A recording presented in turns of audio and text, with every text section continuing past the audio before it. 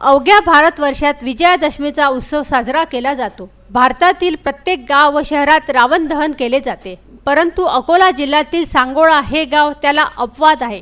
रावणाच्या सद्गुणामुळे येथे रावणाची पूजा केली जाते। तब्बल 200 वर्षापासून ही परंपरा जोपासल्या जात आहे। वाईट ते सोडावे आणि चांगले ते घ्यावे अशी शिकवण सांस्कृतिक दिली आहे।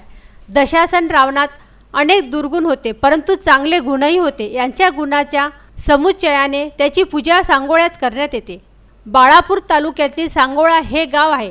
गावाच्या पूर्वेस रावणाची काळा पाषाणाच्या पुरातन मूर्ती आहे। रावणातील दुर्गुण बाजूला सारले तर त्यांच्यातील विविध गुणाचे दर्शन होते।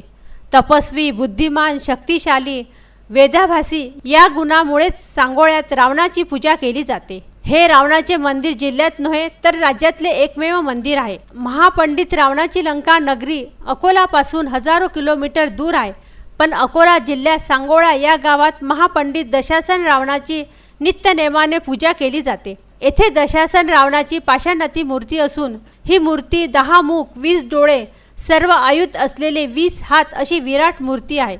या गावात आजही गावकरी शिवभक्त राजा म्हणून रावणाची पूजा करतात। रामायणातील रावण खलपुरुष म्हणून अर्थात असुर म्हणून दाखवला असला तरी तो प्रकांड पंडित आहे। सगळ्या विद्येचा तो पारंगत होता। त्याने राजकीय कारणातून सीतेचे हरण केले होते। त्याने सीतेचे पवित्र राखले होते अशी या गावातील लोकांची धारणा आहे। त्यामुळे रामाबद्दल श्रद्धा आहेच, मात्र रावणाबद्दल आमच्या मनात आकस नाही। दसऱ्याला आम्ही रावण दहन करत नाही अशी भावना गावकऱ्यांनी केली। ही रावणाची मूर्ती माझ्या गावामध्ये माझ्या जन्माच्या आधीपासून आहे।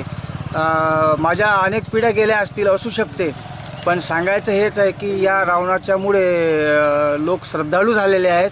कारण या मूर्तीची कृपा आमच्या गावावर आहे। एवढंच नाही तर कोणत्या प्रकारची भीती कुणाला नाही आहे।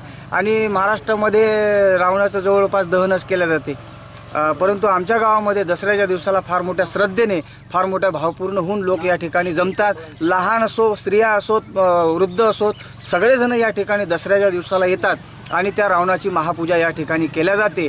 एवढंच नाही तर रावणाची कृपाही आमच्या गावावर आहे, कारण रावणाची प्रत्येकाला भीतीच वाटते। रावण म्हटलं की कोणीही भीतच असतो, पण रावणाची कृपाच आमच्या गावावर असल्यामुळे त्याचे एक प्रकारे उपकारच आमच्या गावावर आहेत असं आम्ही सांगू शकतो।